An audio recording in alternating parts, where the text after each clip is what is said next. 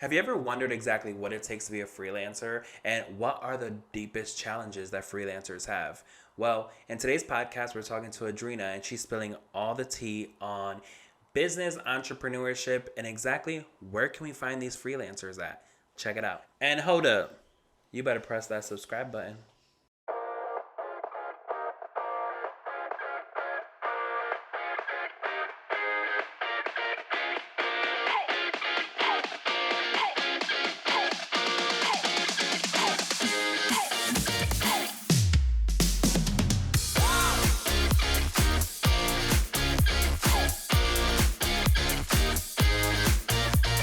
So, without further ado, please join me in welcoming Adrina to the show. Welcome, Adrina. How you doing? I am very delighted to be on here, Robert. What do you say? Should I call you Roberto, Robert, Rob? How do you go by? You Like, know, what I, is your I don't preferred? care. I don't prefer anything, to be honest with you. Yeah, The Hispanics always call me Roberto, obviously. Um, the and other Caucasians, I people just assume, call say me Rob. Rob. Yeah, Rob. Yeah, I honestly thought you were Rob with two B's for a second, and I know like that's a trend, so I respected it. But I'm looking at your name, and I realized you've been lying because I only see one B in there. But that's okay, Oh. Rob. That's okay. I'll let you off the hook this time. No, it's so funny. I and this is such a funny story because my mother hates the extra B, and she's like, "I don't understand why Mm. you put the extra B." So this is the reason, okay? Because when I first started my business, I was Rob Design or Co or something like that, but there was someone else that had Rob Design Co. So I'm like, damn this Oh. bastard. Oh, so you did it out of for a business purpose. This I can respect. Right, right. It was more of a business purpose because I'm like, I want the name. I want my name. I don't want Roberto. I want it more shorter. Um, but so I said, screw it. I'm just gonna put an extra B so that I could at least get, You my could name. get you could get exactly. You could get it without getting sued. Right, That's important. right, That's all that matters. right, That's why right. not for nothing. That's why I like my name because I know there's not a lot of Adrenas and a lot of people that we literally just had a friend come over said like, "Oh, it's my let me ask my business partner this. Her name's Adrina too." And I said, "What? I refuse to believe you." And of course, it was too good to be true because I went and looked on his phone and it said Adriana as the name. And I looked at him and I Um, said, "That's just foul." right, right. I I wanted to it's so funny because we met in not a webinar. It was an event, It right? was I think it was Amber and Daniela's content event thing that was at the Tilray Media. Right, right. And it's insane because I didn't think that I was gonna get invited because obviously I live in Florida Mm. and this was gonna be in New York, but I said, shoot, I have to make it. But anyways, when I first met you, I was like in awe. I was like, holy, because I'm always Oh, excited to meet other entrepreneurs that want to help business owners. Um, because it's just awesome to me. That's I don't know. I just am such a big fan of that. But when I met you, I was like, holy shit! I think we connected because I was like, unless it was me and I was going crazy. nah, man, it was far from one-sided. I just like ambition. I like motivation. I like people that are just constantly taking their, at the very least, like putting their right leg forward, you know? And Right. and like the room, it was filled, and we had a lot of people with that, but I could tell you were definitely one of those people that you're moving forward. And then when Daniela hit me up that you were, starting a podcast and she let me know, I said, "Oh, first of all, good for him because we love seeing that." I tried to do a podcast and it ended miserably. I just burnt out so quick. So the fact that you're doing it and you're getting these people on board and you're doing these interviews, I love it. I personally love it. And I'm honored to be the first guinea pig to try out this platform with you, this Oh, thank you, stream thank yard with the you. duck. I know. Yeah. We got to get rid of the duck though. Is the bees today? So for So for yes. our listeners, for our watchers, to tell me a little bit about yourself and exactly what Be Next Door does. So, in essence, the kind of genesis for Be Next Door is that I've been a freelancer for 4 years now. I got laid off when the pandemic hit, and to be honest, I was really glad because I do not like 9 to 5s. I have ADHD, and I think that's a huge factor as to why I don't thrive in office environments. It's just not part of my coding. It's not me. I nothing against 9 to 5s. I think Right. they pay people, they provide people with money and means to live. But I'm like, I want to go and try to do my own thing. So I started doing my videography, fast forward a few years, and now I do with my boyfriend, we do social media marketing, basically, content creation, uh, marketing and strategy management, all that good stuff.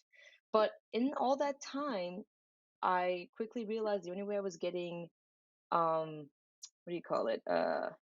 Clients was primarily through word of mouth and by referrals. And I would ask a lot of my freelancer buddies, I said, is there like a website that I could put my service on and people can find me? And they gave me the big two ones, Fiverr or Upwork. Excuse me, Right. Fiverr, Upwork. And nothing wrong with those sites too, but I quickly noticed that Fiverr, it was definitely a place where you outsource a lot of work that does not require you to be in person, which sucks because I mean, I did do editing, but also it's like I can't shoot for somebody that's trying to hire me from California. And Right. Upwork, it was very city dense. I noticed that a lot of it's primarily focused around the metropolitan and giant metropolises, the cities, which is fine. But I also felt like I kind of want to find some stuff close to home. So again, I asked my friends, I said, is there anything else beside these? And they mentioned a couple of sites, which none of them really seemed too appealing or quite like what I was personally looking for. And what I was looking for is something again that a lot of people were looking for. I always would have people because they knew I worked in freelance. It's like, hey, do you know somebody that is out in Eastern Long Island that can shoot real estate photos? And I would be like, yeah, I know like 5 people out there, and here, hit them all up. And that's when I thought, I'm like, see, what if there was just a place that you could go to, put in the location that you want to do your project in, and then you see how many people in that direct area, and then from there you just choose who's the best one for you. And then that was kind of the genesis of Be Next Door. And I said to myself, well, I know nothing about web design and programming, but I have a feeling that this is not the hardest concept to bring to life. So I found a developer, gave me a good price, and I said, all right, you know what, I want to do it. And then, as you may or may not know, it launched back in February. We have, about 20 people already signed up, 20 to 30 people signed up and more. Nice. We've just like kind of switched gears. We went to second gear with our marketing. So I'm hoping that's going to just jimmy up more freelancers and more people. So, I'm excited. It's like any business, nothing is an overnight success. And it's just, I think, movies, social media, and people really do think that, it happens within a minute. It doesn't. I have a Right. feeling like right now, like even though I just launched the website, I want to continue building on that. I am trying to start to build up an app, and that's, I know, for it to be ready, it's probably going to take at least like another 6 months to just to like polish it and make it happen. But it's exciting.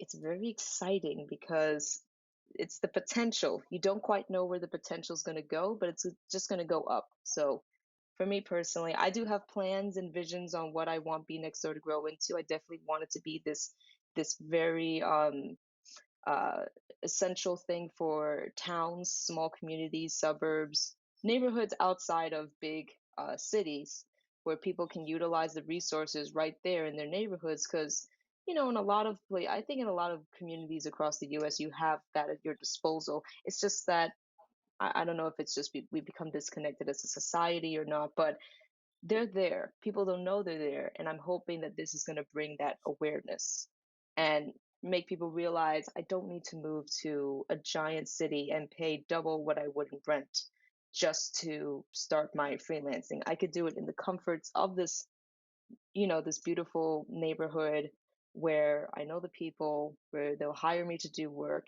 and I can live comfortably and still be able to make a profit of my business. So that I would say is the grand master plan, so to speak. Yeah, yeah, that's awesome. I think it's great. I think a lot of people are starting to want to put more back into their own communities. Um, Yeah. and the one thing that we talked about was when I first met you was, hey, I've used Fiverr, I used all these things before. And the one thing that I disliked about them is that they're so pricey. They take a lot of your change. Mm. And number two is I have a lot of clients that hire me that are looking for a website designer, brand strategist, and they're like, "Hey, I hired someone from even another country because there's a lot of people from another country Oh, using yeah. Fiverr, and it's been a headache." And or you know they took my idea, or and there's a lot of legal stuff to that on top of that that you Mm. can't do anything about. Right. That's the thing I've heard. I actually I'm doing ghostwriting for a woman. She's actually in Florida too. Not Tampa, I think Southern Florida. Mm, And it's funny, like how many times I'll meet a potential client or a client that I have, and a lot of the conversation starts with, yeah, well, I hired somebody on Fiverr, and it just was not working out, which is interesting because I don't think Fiverr is a bad website, but I right. think it's definitely straying a little bit from what the intentions were.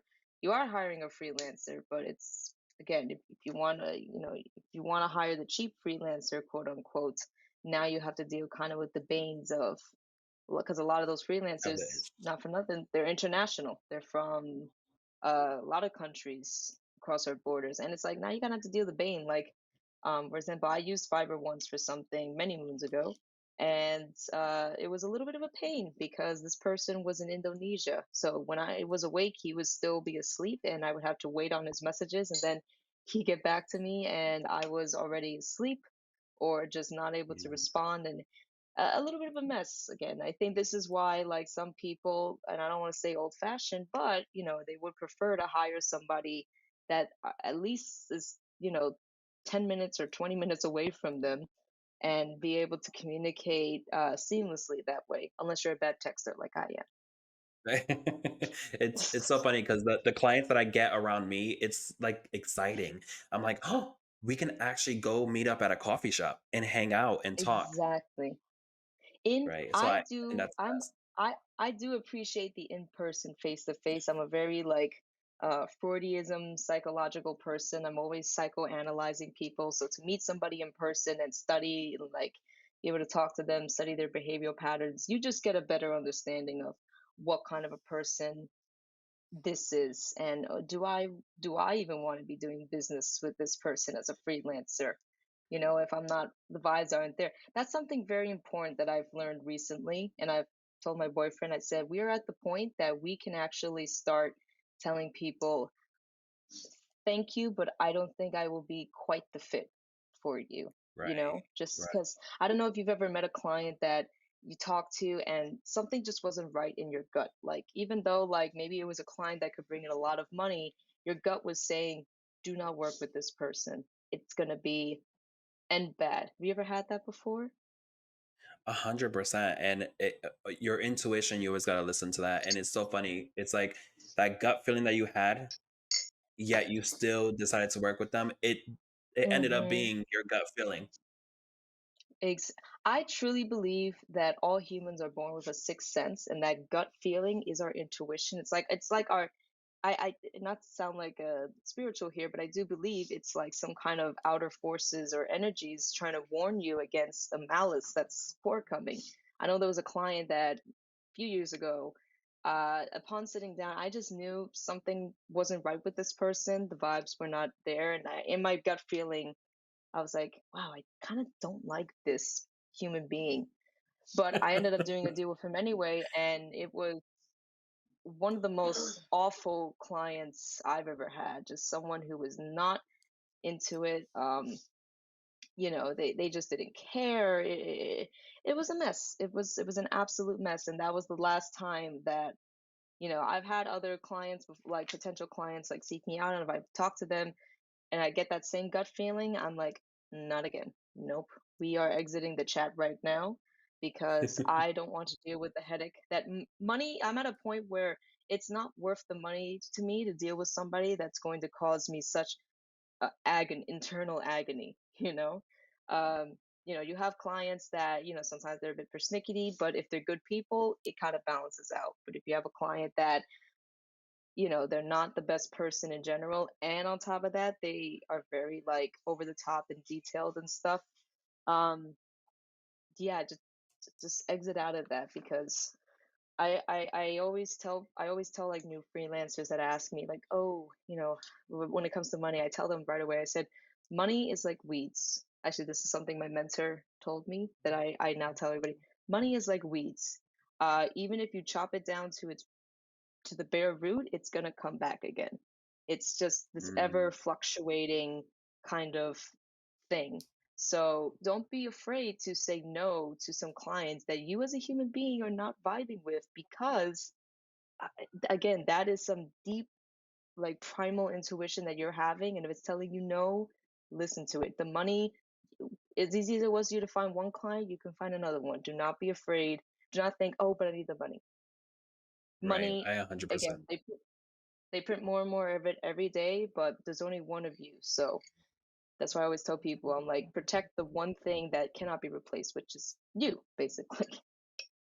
Right, right. I 100% agree. 100% agree. And that kind of falls into the almost like my next question, because since you newly launched, what were the biggest challenges that you've had when you were launching your business? And what kind of advice would you give people on how to overcome it, I guess? There's two main things. One is very face value, which is just money. There's a lot of things I wish I would have had for my launch or when I was launching, but I just simply did not have the currency. I had no investors when I was starting up. It was literally just my own cash that I was making, pulling from some assets that I had. But again, it's worth it because it's an investment, it's a new business. So that's really it. But again, my thing is like, again, money, it's always going to come back. Um, and again, the projections that I made, like looking at the site and how much profit it could make, I'm like, all right, listen, it's fine if I'm in the hole for a little bit, as long as I work hard to regenerate that cash flow and just put it all back. The second thing is being your own cheerleader, because I mean, I was very fortunate that I have a very supportive boyfriend and a lot of good friends that, it's kind of like I would say cheer and they would cheer with me. A very Yeah. supportive group. But sometimes, you need to be your own cheerleader. When nobody else is cheering with you and you're just by yourself, you kind of need to keep the momentum going.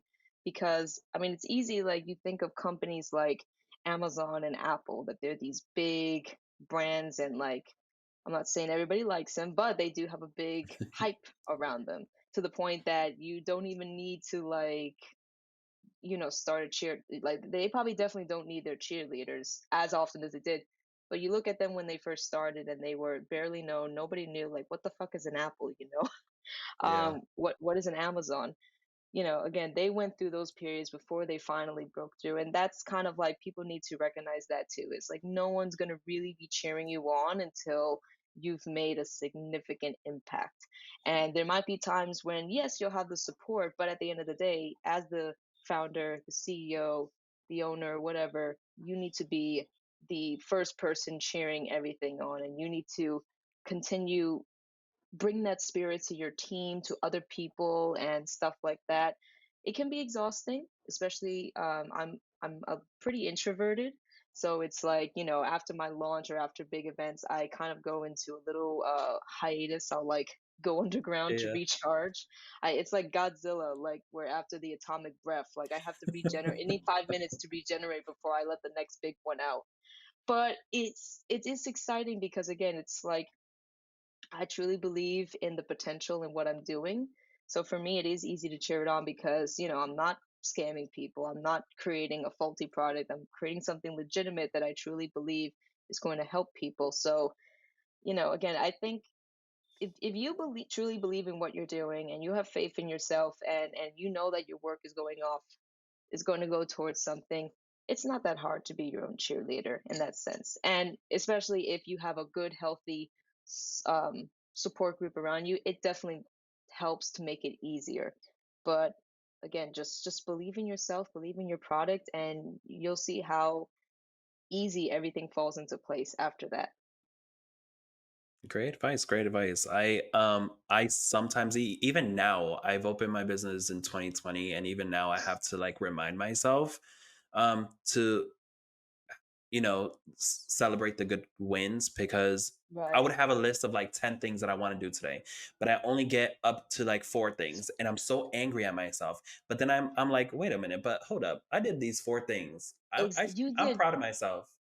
I really started learning this recently where now instead of like cultivating like let's say 10 things and Lord knows I have at least 10 things I got to do at all times, I say, "You know what is the most important urgent thing that needs my attention right now? All right, let me focus on those two. And then, maybe I'll get to the rest today or maybe I'll focus on something because I am still working on like projects for clients and stuff like that. That's how I Right, make my main paper boo. But again, it's like I've come to realize like we're not machines, we're not robots that can handle stress. We are human beings, and I think definitely in the US there's this big push on hustle and the grind. And you know what? Sometimes like especially as an entrepreneur, you have to just there are days that you have to stay up till like 4 a.m. and just do everything because the business requires it. right. But I'm also realizing, like, you know what? If it can truly wait till tomorrow morning, then I will relax a little bit. I will give myself the break and energy I need because I for when I was starting up an entrepreneur, I met a lot of uh older people that in their 50s and whatnot, and they were also entrepreneurs, own businesses. And let me tell you, if you're living that hustle grind every single day life, it shows. These people were in their 50s.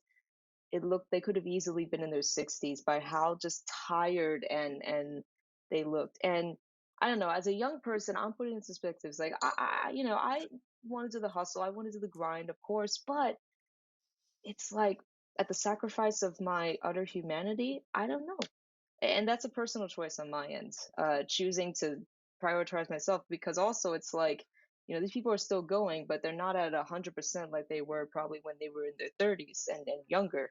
Right. Now they're still going but they're dragging their feet because they're so tired, and I'm like, I don't want to be in my 50s going into my 60s with the energy level of somebody in their 70s because I burnt myself out so much when I was young. I'm like, I want to be able to maintain that momentum, that chutzpah as I get older. So Know what's so funny? And that's the one thing that I know everyone hates Gen Zs for some reason, but that's one thing that I truly love about Gen Zs is that they're like, wait, hold up, stop, take care of yourself for a minute, and then let's keep going. I mean, I think there's nothing wrong with it. A lot of people, like, for example, I'll give you an example. Like, my boyfriend and I went down to Medellin in Colombia for like 2 weeks. And, obviously, it's a developing country. We see pockets of poverty. Some people are out there not living the most glamorous life. But you know what? Without fail, and I see this when I go to a lot of uh, developing countries, specifically in the warmer climates. By like 3 o'clock, 4 o'clock, they're all sitting out on chairs in the front of their shops, their houses, and they're either having a beer or they're just talking to people, or they're just relaxing and looking at the world pass by. And it's just, and as they get older, these people are genuinely like more happy. They're more relaxed and tranquil. They enjoy life more. And then, you see countries like the US or some European countries that it's very, very hustle and grind. And then they kind of become kind of, not the friendliest humans like in their older years. So it's like, I'm not saying, I don't think it's a pick and choose. I think it's a pick and choose in terms of choosing when to enjoy life. The way I Right. see ambition is that ambition's always going to be there. If it's inside of you, it's inside of you. It's not going anywhere. And I don't think it's a sin to take like an hour to just sit down and read or do something. And I don't think you should be feeling guilty about it, especially if you're a young entrepreneur. There's a lot, it's like being a baby almost. There's a lot of new things being thrown at you, and it's very overwhelming. And I think the only way to properly digest that and make better choices for like as a for you as a person or as a business is to just take a moment to slow down and absorb it, digest it, and then I truly think that when it's time to hustle again, you're better equipped to make those decisions for yourself, for your business, whatever.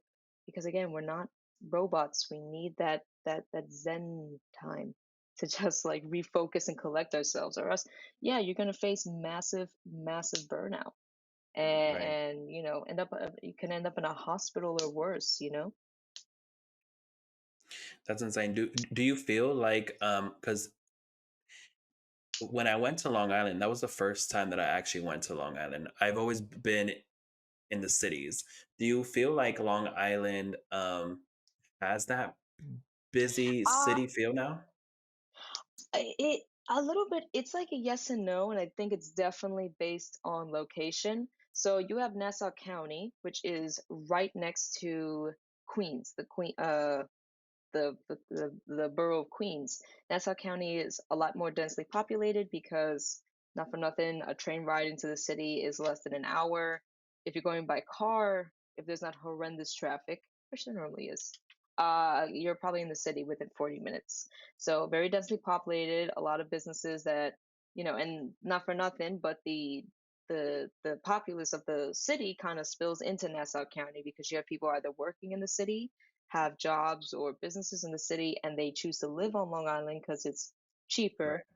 Or you have people that are kind of riding the wave of living next to one of the biggest cities in the world, and they're starting their own businesses on Long Island. So Nassau County definitely has a very hustle and bustle drive. And then next to Nassau County, now you're entering the tail end, the end of the fish, as they call it, of Long Island, the Suffolk County, which is it's a bit more tranquil, just because it's not as much people. It's a lot more spacious, a lot more green parks. So, but you still have people like me and my boyfriend, for example, that have that hustle drive.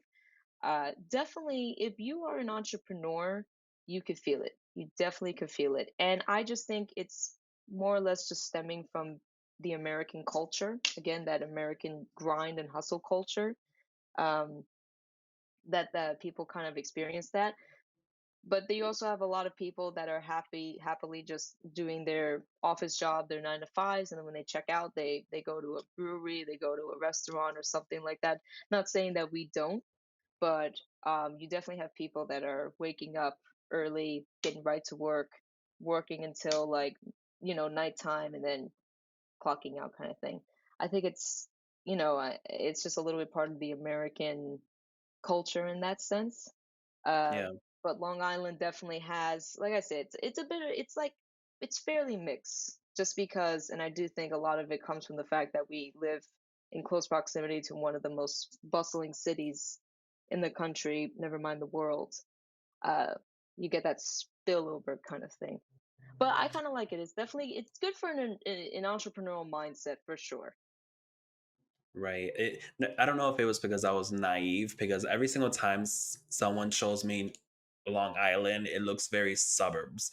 But then when I actually Oh, got there, I'm like, wait a minute, it's a little bit mixed. you know what it is? It's because you're by, so where we at? Where was that Garden City? Which that's where they have Right. this giant coliseum where the concerts go to. And I think, one of the hockey teams. I couldn't tell you if I tried, but they are like developing it a lot more simply because the city has gotten so expensive and Mm. just very high cost of living that now even people who were born and raised in the cities are coming out to Long Island to try to find better or cheaper housing. Again, it's like this it's this love-hate relationship because there's a decent amount to do on Long Island, but if you want the fun stuff, you got to go to the city. But the city is just so ridiculously expensive. So you stay on Long Island and to have that sweet spot. But now it's again they're developing condos and high rises and all this different kind of housing, which we need because again there's a lot of people that grew up here and they want to stay here because again you kind of get the best of both worlds. But it's yeah, especially like where you were in the Nassau County area, it's very developed with all of these condos even out here now, even in Suffolk County, because now that area is becoming too expensive to live for some. They're moving further out east into Suffolk County. You're starting to see a couple of more condos and developments rising because, again, I guess people just like the comfort of being close to New York City. Me personally, I love New York City. I definitely think it's an experience to go and visit and do things there. But uh, I think now it's causing a lot more pain than joys. I don't know. I mean, I probably would hop the boat with you, Rob, and just go down to Florida, enjoy my sunshine. The hurricanes, I can handle the hurricanes, I think. Well, I everyone like a is little bit of coming to wind. Florida though. Mm-hmm. I feel like everyone from New York is coming from Florida. You know how many times I go out there and I see New York plates? I'm like, wait a minute. As I I told think my Florida. boyfriend, if we end up going to Florida, I'm changing my license plate before I even get on the plane because I don't want them, I don't want them casting the evil eyes on my vehicle when I get Right, down there. right. But honestly, even But Austin is another. Visited Austin, and that's another city that it's like a definitely good backup if you were to, if you're from Long Island or these busy areas, go to Austin. And I know now all the Austinians are going to come at me, but sorry, I built a very nice city. What can I say? no, it's funny, and it's like you said, it's a love hate relationship because it's like I I don't like that it's becoming more city like, but at the same time, that gives entrepreneurs in your area so much business, Yeah. I was gonna more ask you, business. Rob, because we do want to go visit Tampa one day as like a potential, see like what's the area like and maybe settle roots. Because I know like with Be Next Door, when it starts to grow, I don't want it to be headquartered here in New York. There's just a lot of policies and business dealings in that doesn't make it the most business Mm, friendly place. But not for nothing, two states that are very business friendly that want to encourage more businesses is Florida and Texas are very big. They give a lot of incentives. So I wanted to ask you, as somebody living in Tampa, I have a friend that lives in Tampa too, but she doesn't know a lot about the business stuff. She's more content with her uh, 9 to 5 way of life. But I'm curious, like for right. you, how is the entrepreneurial spirit? I hear that Tampa is a place with a lot of influencers and entrepreneurs come here. This is what I heard, but I'm like, what the heck does that mean? So can you provide a little? I'm curious to hear from an actual Tampian or whatever y'all like to Well, call hey, hey, yourselves. hey, listen, I was born and raised in Connecticut, but I've been here for Oh, more than 10 years. Um, but in regards to okay, entrepreneurship, I'm telling you right now, it's like that's the main reason why it's keeping me here in Florida because it's just how much really? amazing things they do for entrepreneurs. Um, so much, well, Mm, when it comes to your taxes, when it comes to filing your reports, when it comes to it's just so many incentives. And it's hilarious because every time you go out and you just meet someone new, it's always entrepreneur driven. really? Oh, And I'm very happy to hear that then. it is, and people, and it's crazy because people would stop and talk to you, and you can talk for a really long time and just talk about everything entrepreneur. Um, you are gonna find a little bit of those little influencers randomly with the photo dancing, but You know um, what? They're everywhere now, and I'm like, I treat it as like you would treat like a fly. It's like, all right, don't get into my space, and I won't start swatting at yeah. you.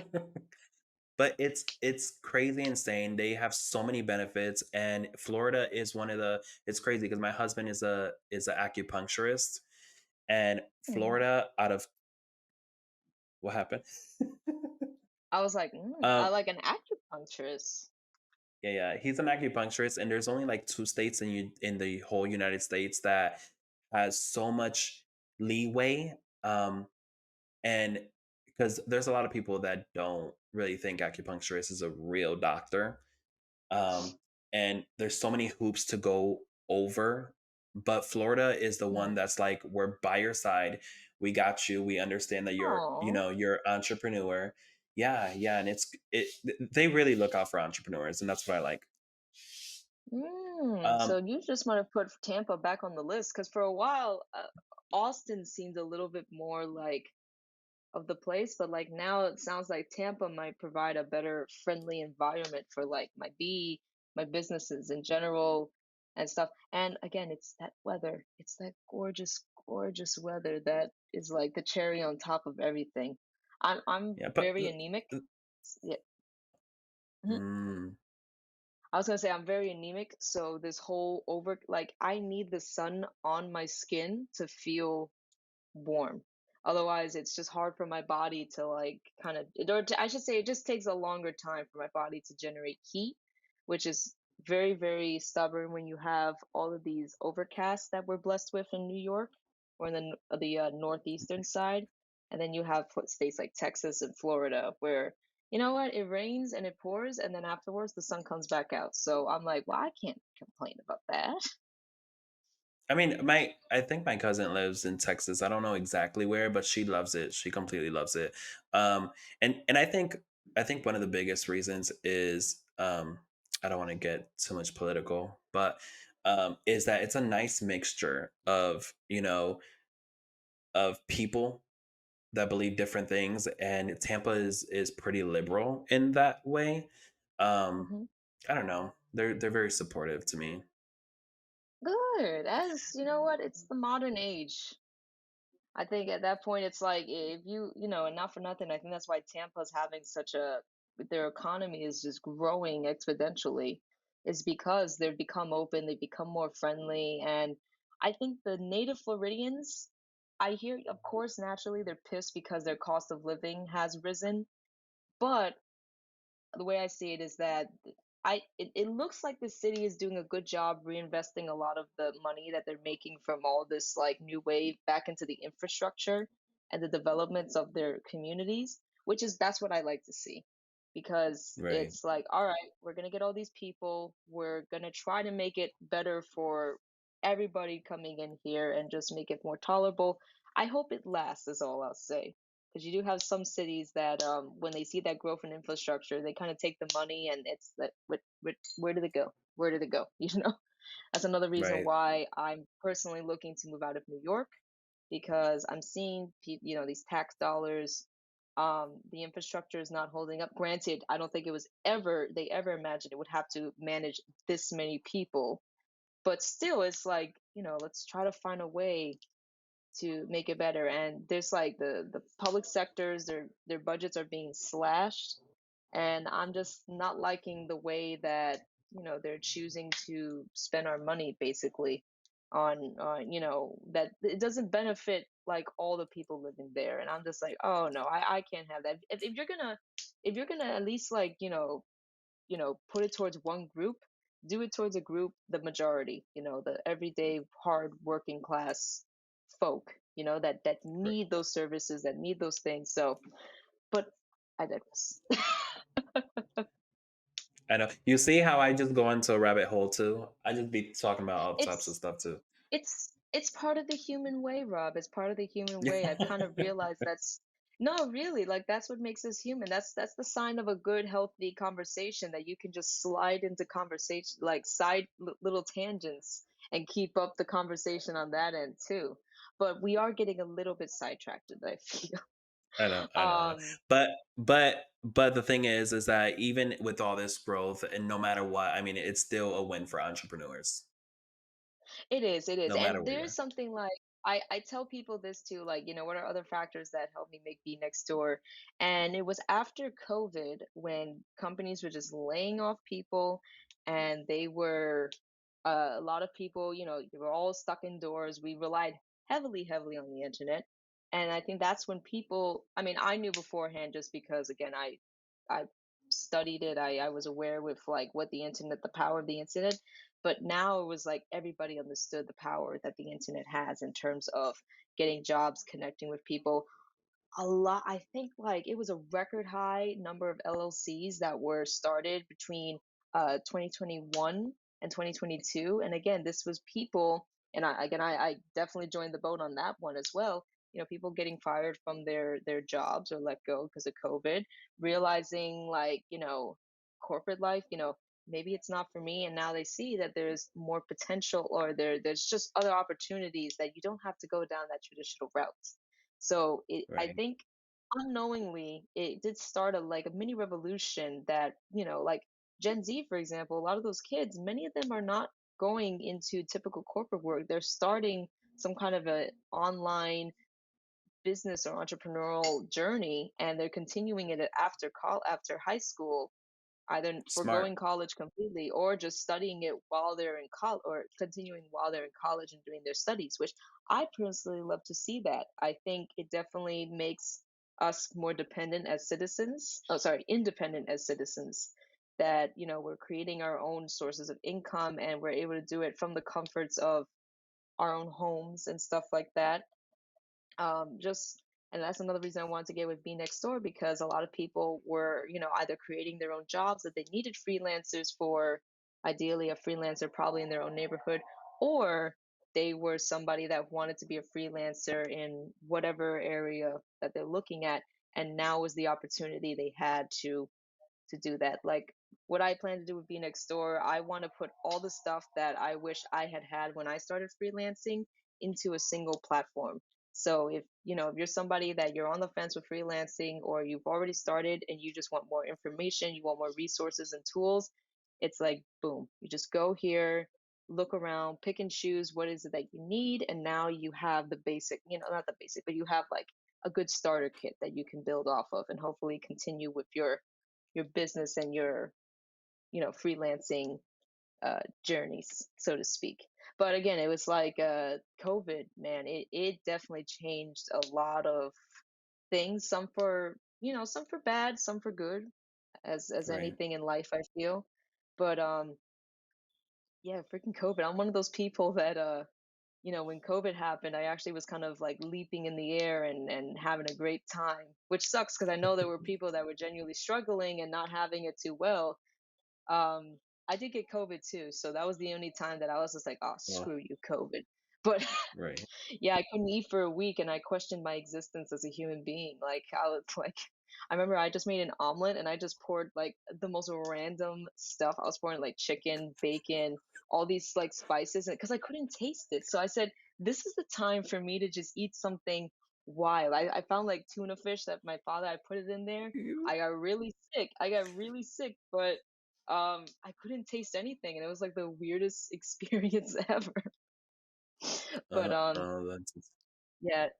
So COVID, I guess COVID kind of was the genesis in a lot of this because of just how much it's changed structurally, socially, for many Americans, I would say. yeah, I agree too. Is there I guess I want to ask you, what are the benefits of joining Be Next Door versus having that Fiverr or Upwork? What can people, you know, which Well, the way platform should I choose?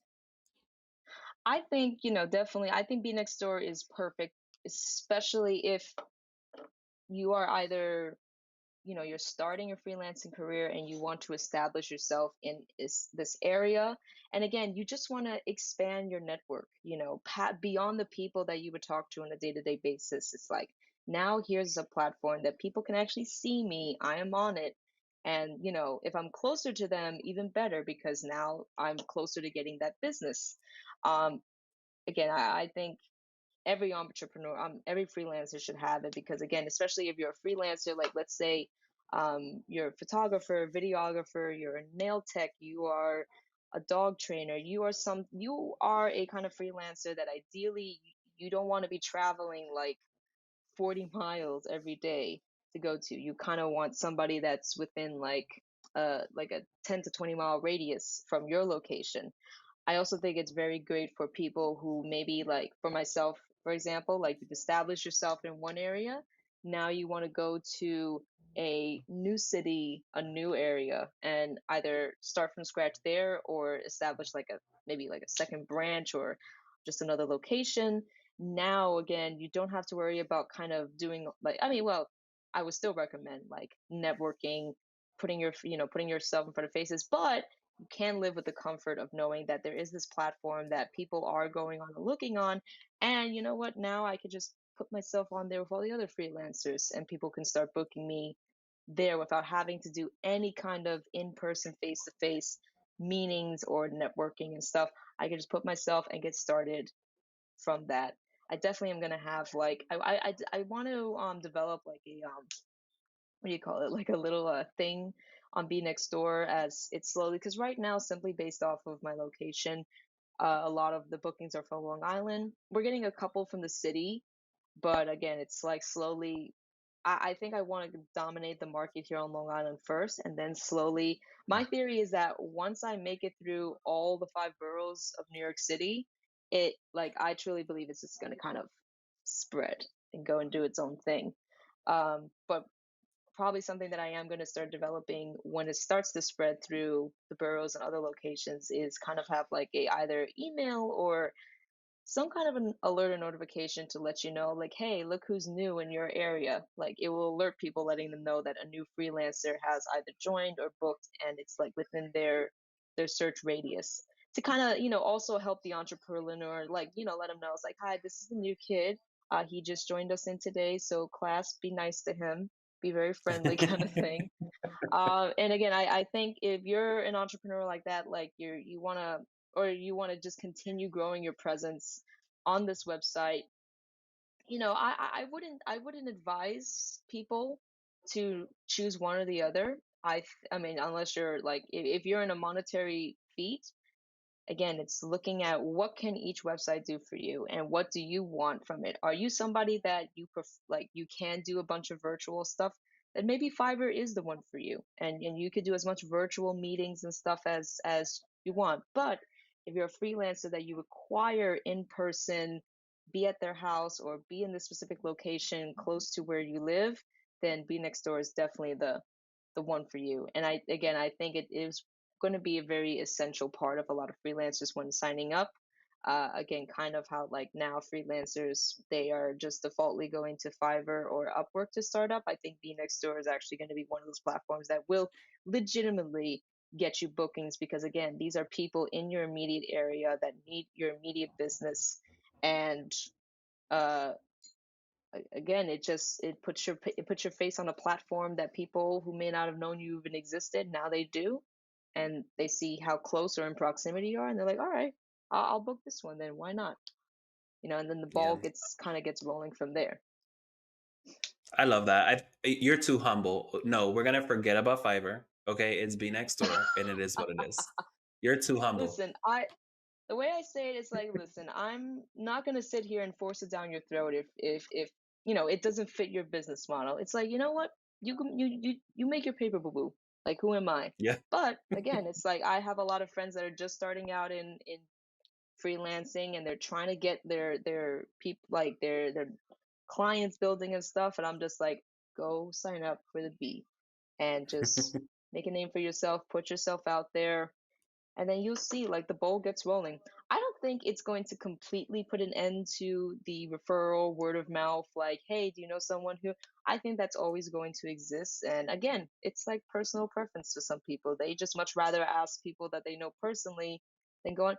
I can't be mad at that, but I do think it will make the process of finding freelancers a lot more simple, and just again, my goal is to make it as convenient as possible, as convenient as if you were to go onto Amazon and type in uh you know US iPhone charger. Oh, look, this one looks nice for $10, and then just click it, and now I don't have to worry about it. Like, I want people to kind of think about it the same way now. Looking at a freelancer, it's like, oh, I like this one, like she charges well and her work is good. Okay, I'm gonna send an inquiry, and Right. that's it. It's done now, because I know like I've met a lot of business owners that that went on to be clients, and they all told me the same thing. It's like, it just took me forever to get to this point because you ask so many people and then you try and it doesn't work and blah blah blah. And again, that was another factor component into some in my mind that I'm like, well, then they just need something that they can easily search it, because some people, again, they don't want to give too much time into this. They much rather give the time into whatever the project is at hand. So Right. this is my goal, is just to make it easy and simple as possible. No Disneyland, no fireworks, just search your freelancer, put your radius, see who's available in that area, and just boop, message. And of course, to talk to all the entrepreneurs, charge what you're worth. Okay, Oh get that yes, money, yes. I charge what you're love worth. Yes, I'm gonna try to make like a little video series, like offering tips, like kind of like what we talked about pretty much about this podcast, like learning to say no, just like trusting your gut and actually saying no to clients that you just are not feeling that good about, making sure you're not undercharging, you're charging your worth, and how to deal with certain clients that might give you lip or treat you a certain way. Because I do feel Right. like, again, these are all things I wish I had known when I started freelancing, especially when it comes to dealing with like certain clients and their attitudes or their ways of talking and thinking. Um, because it's kind of like when you go to business school and they don't really properly prepare you for, like, for example, like what do you do when the interviewer is an hour late to your interview? Like, do you walk out? Do you stay? They don't teach you this kind of stuff. And I want, freelancers, I kind of feel like a lot of people can abuse freelancers because they know that they're working for themselves and that uh, they're generating their own business and they try to take advantage of this situation. And I don't want Right. any, and a lot of people, for a lot of freelancers, that's what actually causes them to stop freelancing and just find more stable work elsewhere. But I'm like, listen, baby, if you got the tools and you know how to handle it, you will be fine, because people are people, unfortunately. Like, you're going to have some angels and then you're going to have some demons in disguise. And it's all about Ooh. learning, like, how to like handle them. And yeah, I mean, basically that's what I call some of the people that I've met. I call them like a demon in disguise, basically. But again, it's like learning how to handle it and being able to move on and still continue to get clients, generate business. I think that's what makes a comfortable, happy, healthy, successful entrepreneur. Like, not even a freelancer, just an entrepreneur in general. Agree, agree.